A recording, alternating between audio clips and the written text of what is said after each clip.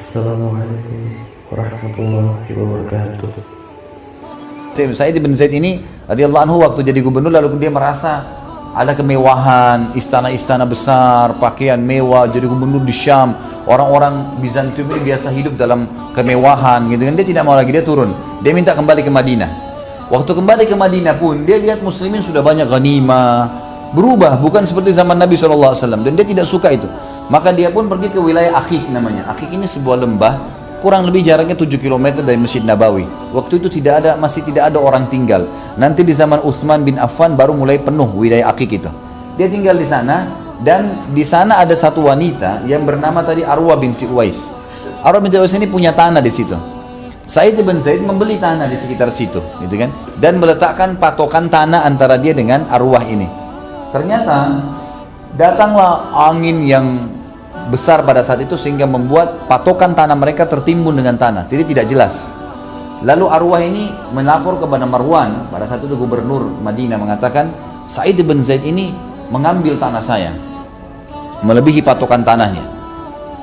Lalu Marwan pun memanggil Sa'id, mengatakan, wahai Sa'id, sampai berita kepada saya dari Arwah binti Uwais ini, dan terkenal dia sudah tua umurnya, katanya kamu mengambil sebagian tanahnya. Kata Sa'id bin Zaid, dan ini hadis keluar diriwayatkan oleh beliau, gitu kan? Dan ini juga Imam Adz-Dzahabi sudah sebutkan dalam masalah dosa-dosa besar.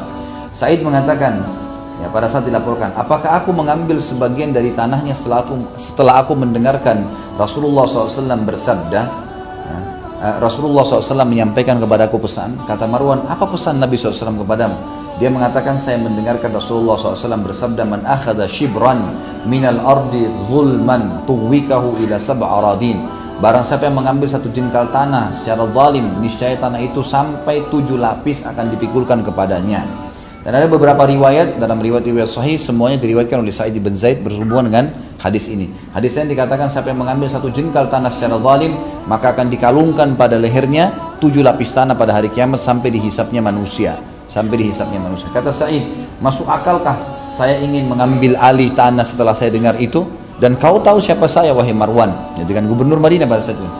Lalu kata Sa'id, Marwan sempat diam. Kata Sa'id begini, wahai Marwan, saya punya bukti satu lagi.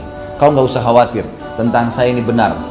Dia bilang, lalu kata Marwan, apa itu? Lalu Sa'id di depannya Arwah binti Uwais, tadi perempuan itu, di depannya juga Marwan ini, Sa'id bin Zaid menghadap kiblat lalu mengangkat tangan mengatakan, ya Allah, kalau seandainya wanita ini membuat-buat berita ini, dia sengaja dusta, gitu kan, dengan berita ini, sehingga akhirnya merusak nama baik saya, maka jangan kau meninggalkan dia ya Allah sampai dia buta, katanya, dan jadikanlah sumurnya sebagai kuburannya.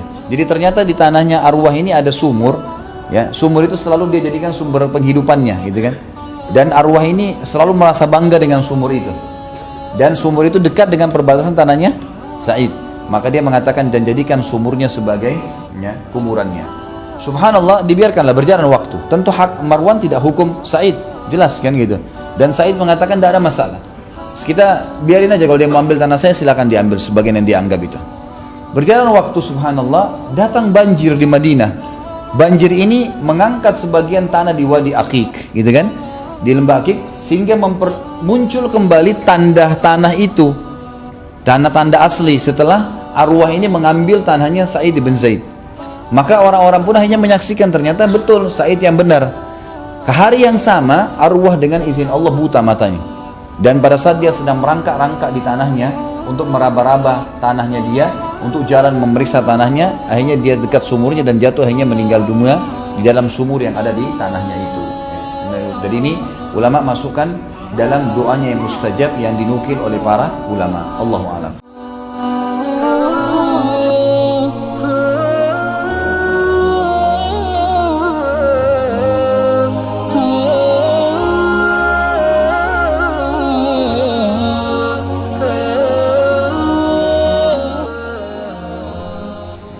Baik belum tentu benar, namun benar sudah pasti baik.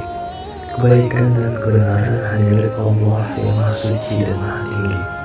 Kesalahan dan kelalaian hanya dari kami. Dengan segala kerendahan hati, kami mengucapkan terima kasih.